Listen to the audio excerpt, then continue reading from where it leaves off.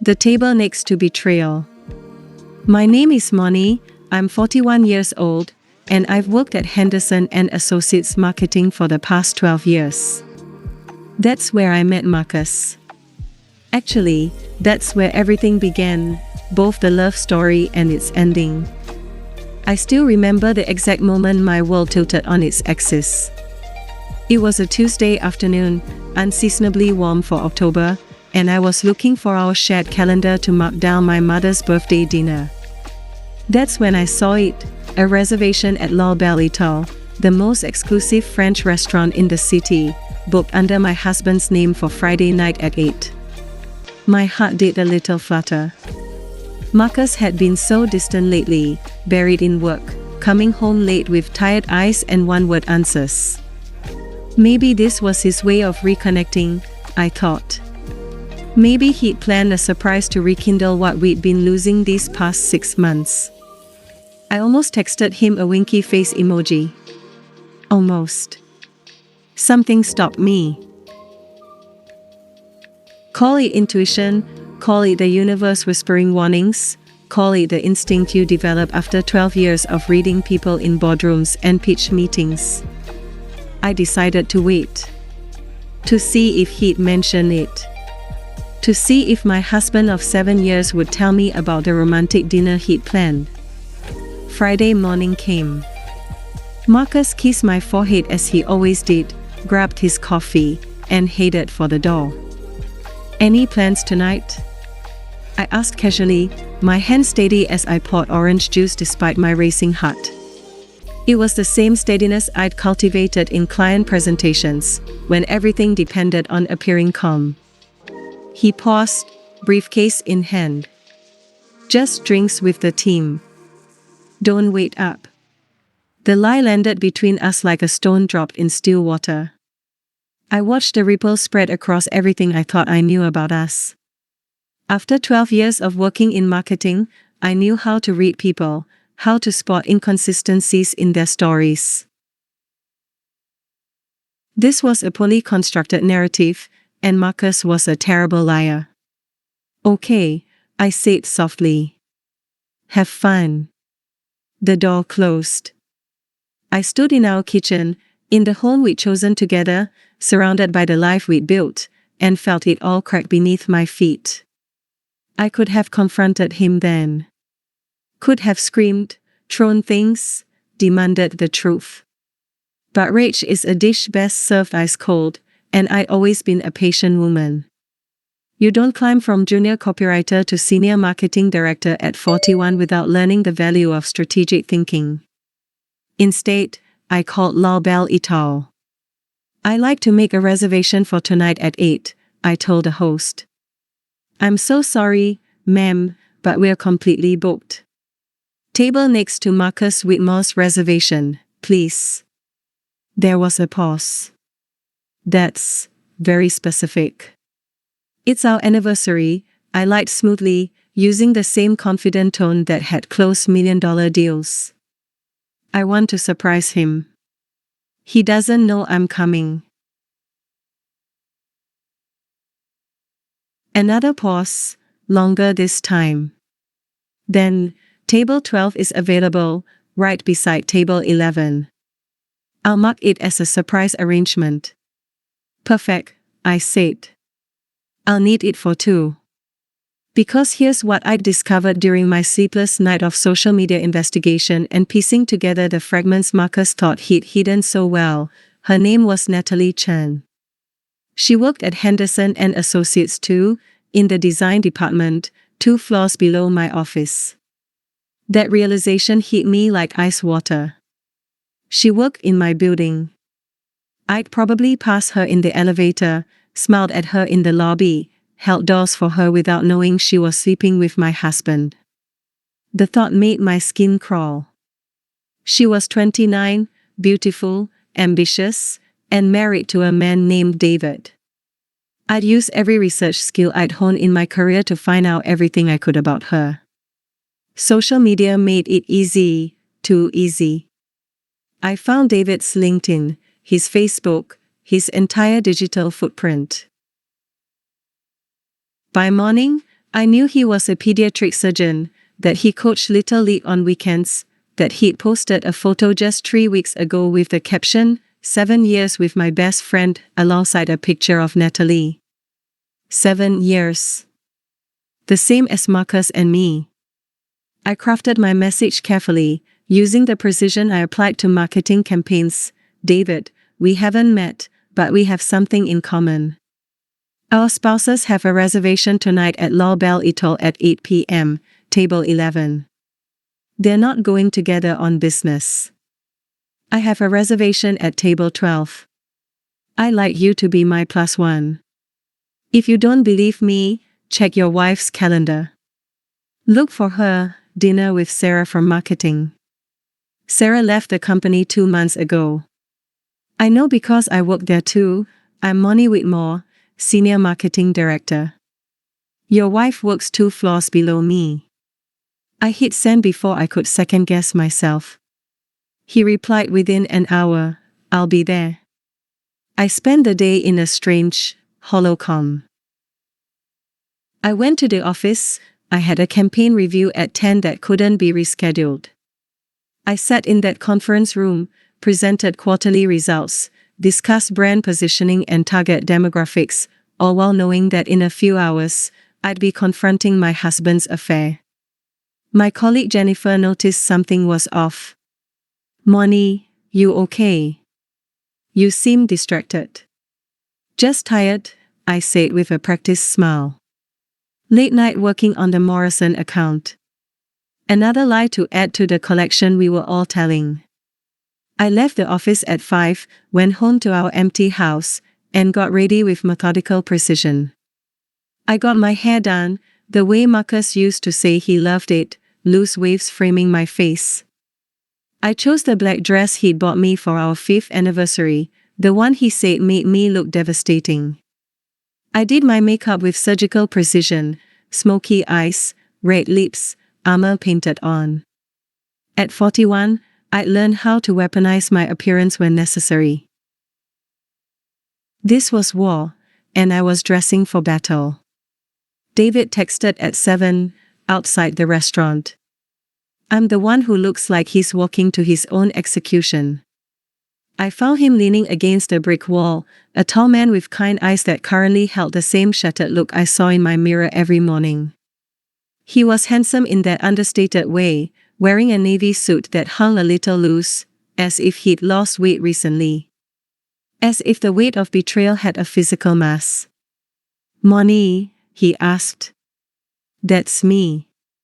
Though apparently I'm also the wife who doesn't understand him, in some story I was never told I was playing a part in. His laugh was bitter. Natalie told me I work too much. That I'm married to the hospital. The irony is, she's been working late at Henderson and Associates for months. I thought she was dedicated to her career. Turns out she was just dedicated to your husband. Marcus said I'm too focused on my career. That I prioritize work over us. Funny how we're the problem for having ambitions they admired when they married us. I've been at Henderson for 12 years, worked my way up from the bottom. He met me when I was a junior copywriter pulling all-nighters. He loved my drive then. We stood there for a moment, 2 strangers bound by the same fresh wound. Are you sure you want to do this? David asked quietly. Once we walk in there, we can't unknow what we'll see. I already know, I said. I saw them together at the office last week. Thursday afternoon, I was heading to a meeting on the design floor. They were in a corner of the break room, and he was touching her face the way he used to touch mine. They didn't see me. I just want them to know that I know. That we know. Then let's go. The maitre d' recognized me from my earlier call. His eyes flickered with something, pity, maybe, or anticipation of the drama about to unfold. He led us to table 12 with the solemnity of a funeral usher. Table 11 was empty. For now. Would you like to order drinks while you wait? our server asked, and I had to admire her professionalism, pretending this was a normal dinner date. Whiskey, David said. Neat. Make it two. The whiskey arrived. We drank in silence, two people gathering courage from the burn of alcohol and the fire of betrayal. Around us, the restaurant hummed with conversation and laughter, with couples celebrating anniversaries and birthdays and promotions, with people whose worlds weren't currently imploding. I thought about all the late nights at the office, all the campaigns I'd led, all the times I'd chosen Henderson and Associates because I believed in building something meaningful. And Marcus had been using my workplace as his personal dating pool. Then they arrived. I saw Marcus first, his hand on the small of her back, that gesture of possession and intimacy he used to reserve for me. He was wearing the Tom Ford suit I'd given him for Christmas, laughing at something she'd said, his face open in a way it hadn't been at home in months. She was beautiful. That was the knife twist. Natalie Chan wasn't some lesser version of me. She was polished and bright-eyed, wearing a red dress that probably cost more than my mortgage payment, her hand resting comfortably in my husband's as the maitre d' led them to table 11. I recognized her now. I'd seen her in the elevator, in the lobby, at company events. We'd probably made small talk about the weather while she was sleeping with my husband. Beside me, David had gone completely still. They didn't notice us. They were too wrapped up in each other, in this bubble of stolen happiness they constructed from lies and hotel room meetings and deleted text messages. Marcus pulled out her chair, something he used to do for me but had stopped somewhere along the way, lost in the erosion of small kindnesses that marks the end of love. I watched them settle in, watched Marcus reach across the table to take her hand, watched her smile at him with an intimacy that physically hurt to witness. "That's my wife," David said quietly, and the raw pain in his voice mirrored everything I was feeling. "That's my husband," I replied. "And my colleague, apparently. They've been conducting this affair 2 floors apart from my office. While I was in meetings, pitching clients, building campaigns, they were building this." They ordered wine. A bottle I recognized because Marcus and I had shared a bottle on our honeymoon in Paris, sitting at a cafe while rain pattered on the awning above us, believing we'd found forever in each other. "To new beginnings," Marcus said, his voice carrying across the minimal distance between our tables. They clinked glasses. They smiled. They existed in their affair as if it were a legitimate thing, as if they hadn't destroyed 2 marriages to sit at that table. I felt David tense beside me. "When do we?" "Not yet," I said softly, using the strategic patience I'd developed over 12 years in marketing. "Let them get comfortable. Let them think they're safe." So we waited. We ordered food we wouldn't eat. We made conversation that felt surreal. He told me about his daughter's soccer team. I told him about the campaign I'd been leading at work, the one that had consumed my evenings while Marcus was busy consuming his relationship with Natalie. I learned that David coached his daughter's team every Saturday. That he'd proposed to Natalie in the hospital garden where they'd first met. That he'd noticed the distance growing but thought it was stress from her new position at Henderson and Associates, the position she'd started 6 months ago. 6 months, I said aloud. That's when she joined the design team. That's when this started. I kept trying harder, David said, staring at his untouched steak.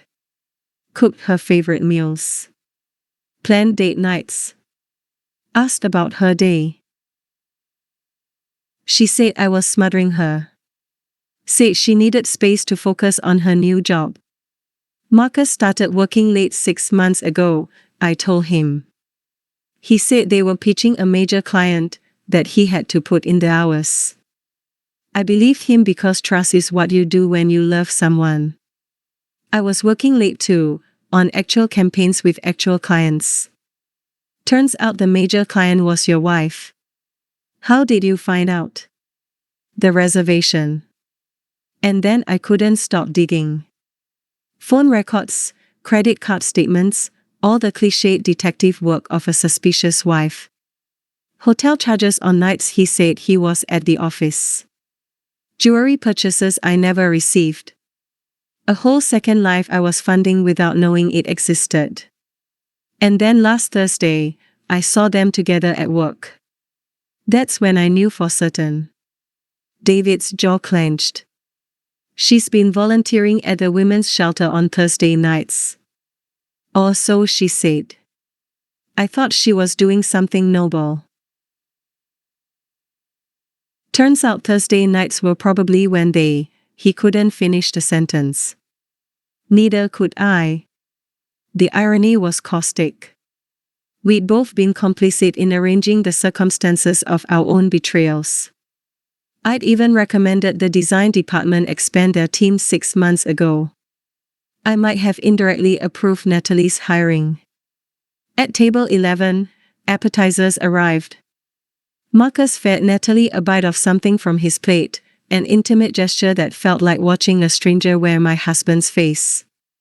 She laughed, wiping the corner of her mouth with her napkin, and I saw the way Marcus looked at her, like she was the sun and he was caught in her gravity. He used to look at me like that. Back when I was a 29-year-old copywriter with big dreams, and he was a 33-year-old account manager. Back when we were building our careers together at Henderson and Associates, believing we were partners in everything. I can't do this, David said suddenly. I thought I could, but watching them, do you love her? I asked. I did. I do. God, I don't know anymore. How do you love someone who can do this? You don't, I said, the truth settling into my bones. It was the same truth I'd learned in 12 years of business. Sometimes you have to cut your losses and walk away from failing partnerships. You love who you thought they were. The person sitting at that table is a stranger wearing a familiar face. He nodded, understanding exactly what I meant. Their main courses arrived. They'd ordered the prix-fixe menu, the same one Marcus and I had shared on our 3rd anniversary.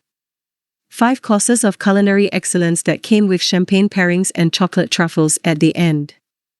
They were at the restaurant where we celebrated our milestones, eating the meal we'd called a special dinner, building new memories on the grave of our old ones. That's when something in me shifted from hurt to fury.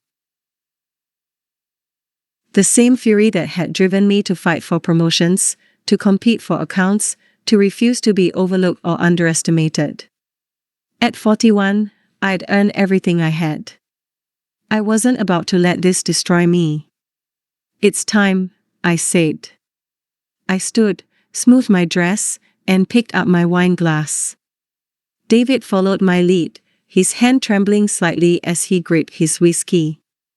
We walked the 5 steps to table 11 like we were walking through water, every movement deliberate and surreal.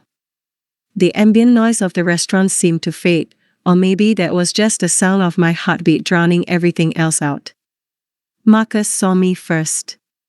His face went through a rapid sequence of emotions, confusion, recognition, and then pure, undiluted horror. The wine glass slipped from his fingers, burgundy liquid spreading across the white tablecloth like blood. "Money," he breathed. "What are you? Happy anniversary, darling," I said, my voice steady despite everything, using the same control tone I'd perfected in boardroom presentations. 7 years ago today, you promised to forsake all others. Funny how time flies when you're having an affair with someone from my company. Natalie had turned, her face draining of color as she saw David standing beside me. I watched recognition dawn in her eyes. She knew who I was. Senior Marketing Director. The woman whose husband she'd been sleeping with for 6 months. "David," she whispered.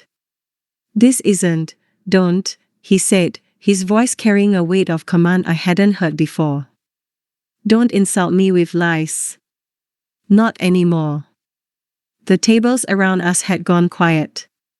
I could feel the weight of dozens of eyes, the collective holding of breath as strangers sensed the drama unfolding. In my career, I'd learned to command a room. Tonight, I was commanding a different kind of audience. Table for two, I said to the hovering server, my smile sharp as glass. We'd like to join our spouses for dinner. Push the tables together, won't you? After all, we work at the same company, Henderson and Associates. We should all get to know each other better. Ma'am, I don't think, the server began. Please, David added, his surgeon's authority making it less request than requirement. What could they do? Refuse us from sitting with our own spouses?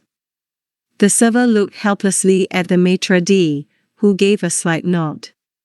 Within moments, our table was being shifted, merged with theirs, our dinners relocated, our seats repositioned so that we faced our unfaithful partners across the combined tables. This is insane, Marcus hissed. You're making a scene. I'm making a scene? I laughed, and it came out slightly unhinged. Marcus, you're having an affair with someone who works in my building, 2 floors below my office, at the restaurant where we celebrated our anniversary, wearing the suit I bought you, probably with the credit card we share, and I'm the one making a scene. I've spent 12 years at Henderson and Associates building my reputation. You've spent 6 months destroying our marriage in the same building. Moni, please, let's discuss this at home. No, I said simply, with the same finality I used to end unproductive meetings. We are going to discuss it right here, right now, with all these lovely people as witnesses. Tell me, how long has this been going on? He opened his mouth, closed it, looked at Natalie for help. 6 months, she said quietly, finding courage somewhere. It started at the company retreat in April. April. The Henderson and Associates annual retreat. The month I'd had the flu and couldn't go, even though Marcus had insisted I'd love the resort. The month he'd come home with a tan and a distant smile, talking about team-building exercises and trust falls. The retreat I'd organized as part of my directorial duties. They'd fallen in love at an event I'd planned. And you, David said to Natalie, his voice cracking. You kissed me goodbye that morning. Told me you loved me. Said how excited you were about your new job at Henderson. Asked me to pick up Thai food for dinner when you got home. I do love you, Natalie said, tears starting to form.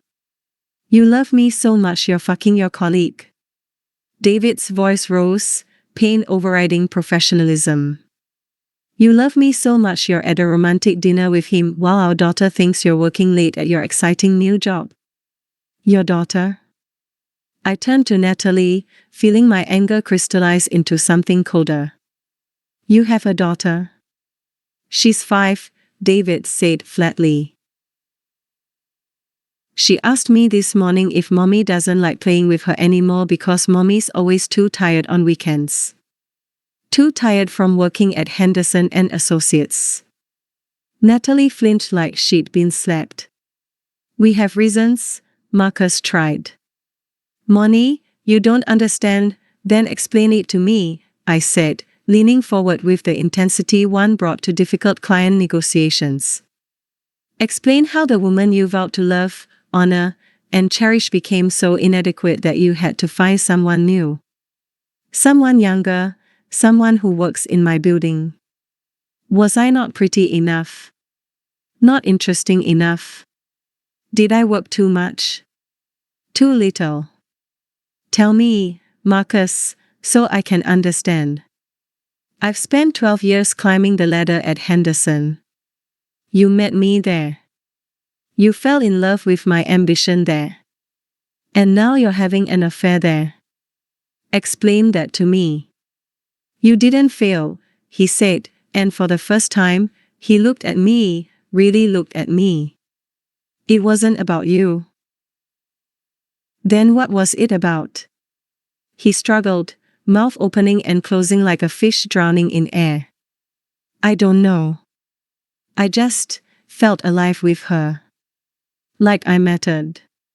You mattered to me, I said quietly, letting 41 years of experience with disappointment bleed into my voice. Every single day for 7 years, you mattered to me. I built my life around you mattering to me. I turned down a position in New York because you wanted to stay here. I scheduled my meetings around your needs. I supported your career while building mine. You mattered. The restaurant was dead silent now. Even the kitchen noise had stopped, as if the chefs had come out to watch this real-life drama unfold. How could you? David asked Natalie. We had something real. We had a family. We still have a family, she said desperately. This doesn't have to change anything, it changes everything, he cut her off. You think I can go back to our house, sleep in our bed, look at our daughter, and pretend you didn't do this? Pretend every I love you isn't a question mark now? We can go to counseling. I don't want counseling, David said. I want my wife back. The woman I married. But she's gone, isn't she? She left sometime in April at a company retreat and this stranger took her place. Natalie was crying openly now.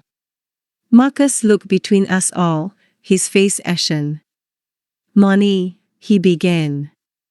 Don't, I said, using every ounce of authority I'd cultivated over 12 years in marketing. Don't say my name like it means something to you. Don't apologize. Don't try to explain. Just don't. I stood up, proud of how steady my legs were, how calm my voice remained. 41 years of life had taught me how to stand tall when everything was falling apart. Enjoy your dinner, I said. I hope it was worth it. I hope this meal, this night, this affair was worth 7 years of marriage. Worth a family. Worth the person who loved you when you were just a junior account manager with student debt and dreams. I hope she's worth losing the woman who worked 12 years at the same company as you, who understood your world, who built her career alongside yours. Because you're not getting both. I turned to David. Shall we go? He nodded, standing with the grace of a man who'd made countless life or death decisions in operating rooms, who knew when to cut losses and walk away. We left them there, sitting at their merged tables, surrounded by cooling food and the stares of dozens of strangers. We walked out of La Belle Etoile with our heads high and our hearts in pieces, two people who'd arrived as victims and left as something else entirely. On the sidewalk, the October air felt sharp and clean. What now? David asked. Now we remember who we were before them, I said. Now we file for divorce and split assets and figure out how to be whole people instead of halves of broken marriages.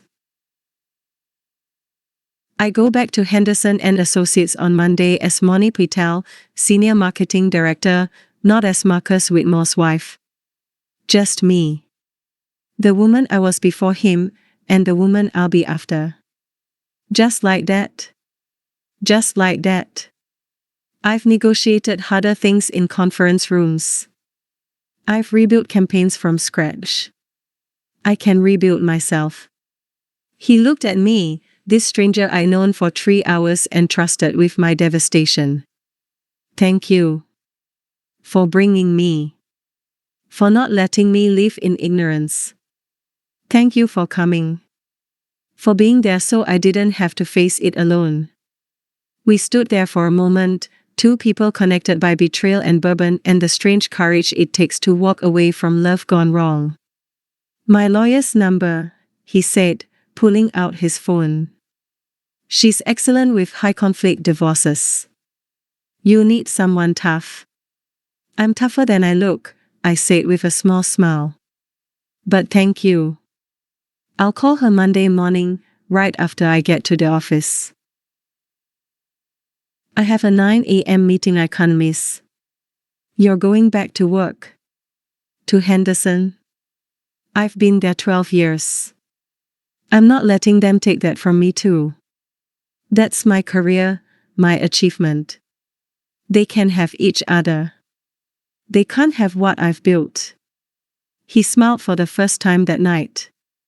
You're remarkable, Moni. I'm 41 and tired and my heart is broken. But yes, I'm also remarkable. We both are. We parted ways then, headed to separate cars and separate lives and separate processes of untangling ourselves from people who'd decided we weren't enough. I drove home in silence, parked in my driveway, and sat in the car looking at the house Marcus and I had bought with so much hope. Tomorrow, I'd call that lawyer. Tomorrow, I'd start the process of dividing a life. But tonight, I let myself feel it all, the rage and the grief and the strange, unexpected pride. Pride that I'd faced it head on. Pride that I hadn't crumbled. Pride that I'd loved fully and honestly, even if it wasn't returned in kind. Pride in the 12 years I'd given to Henderson and Associates, the career I'd built, the woman I'd become. My phone buzzed. A text from David, "You're stronger than you know. Don't forget that in the hard days ahead." I smiled, typing back, "So are you." And maybe we were. Maybe strength is what happens when love breaks you open and you choose to stand anyway. When you look betrayal in the face and say, "You don't get to destroy me." When you walk into work on Monday with your head high, even knowing your husband's mistress works 2 floors down. Marcus came home at midnight. I was waiting in the kitchen, divorce papers already printed on the table. I drafted them myself, using the same attention to detail I applied to marketing contracts. "Moni, we need to talk, sign them," I said simply. "Please, if we could just..." "There's nothing left to say, Marcus. You had 6 months to talk to me."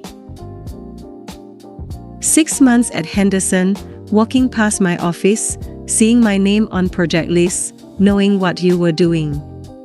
You chose Natalie instead. Now you get to have that choice. Just sign the papers.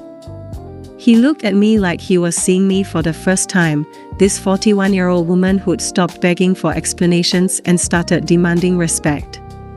"I never meant to hurt you," he said. "But you did," I replied. "And that's something you have to live with." "I won't. I have a career review next month. I have campaigns to run. I have 12 years of reputation at Henderson and Associates that I'm not going to let this destroy. Sign the papers, Marcus. Let's both move on." He signed with shaking hands. I witnessed them with steady ones, the same hands that had signed million-dollar contracts and led teams through impossible deadlines. And that's how my marriage ended, not with screaming or begging or bargaining, but with signatures and silence and the understanding that some betrayals are too big to forgive. On Monday, I walked into Henderson and Associates at 8:45 a.m., 15 minutes before my meeting. People stared. Word had gotten around somehow, the way it always does in offices. But I held my head high, walked to my office on the executive floor, and prepared my presentation. At 9 a.m., I led the meeting with the same competence I always had. If my hands shook while holding the laser pointer, no one mentioned it. At 10:30, I saw Natalie in the elevator. We both froze. Then I smiled, small, professional, deadly, and said, "Good morning, Natalie. How was your weekend?" She got off at the next floor without answering. 6 months later, I saw David at a coffee shop. He'd lost the hollow look, filled out the suit, found steady ground again. We talked for an hour about moving on, about what comes after the worst has happened. Natalie and I are divorced, he said. She married Marcus last month. They both still work at Henderson. I heard, I replied. My assistant made sure I knew before the papers hit social media. They moved to a different department. Apparently my presence on the executive floor made things uncomfortable for them. Does it hurt? Less than it did, I admitted. Some days I'm angry. Some days I'm sad. But mostly I'm just relieved. Relieved I'm not building a life on lies anymore. And honestly, I got promoted. Executive Vice President of Marketing. I'm thriving without him. To relief, he said, raising his coffee cup. And to thriving. To new beginnings, I replied, and meant it. Because that's the thing about revenge served cold at table 12, it's not about destroying them. It's about refusing to be destroyed. It's about looking betrayal in the face and choosing yourself. It's about walking back into that office every Monday and claiming your space, your success, your identity beyond someone's wife. Marcus and Natalie got their love story, built on the ruins of 2 marriages. David and I got our self-respect back. I'm Moni Patel. I'm 41 years old. I've worked at Henderson & Associates for 12 years. I'm Senior Vice President of Marketing. I'm divorced. I'm thriving. And I know which version of my story I'd choose again.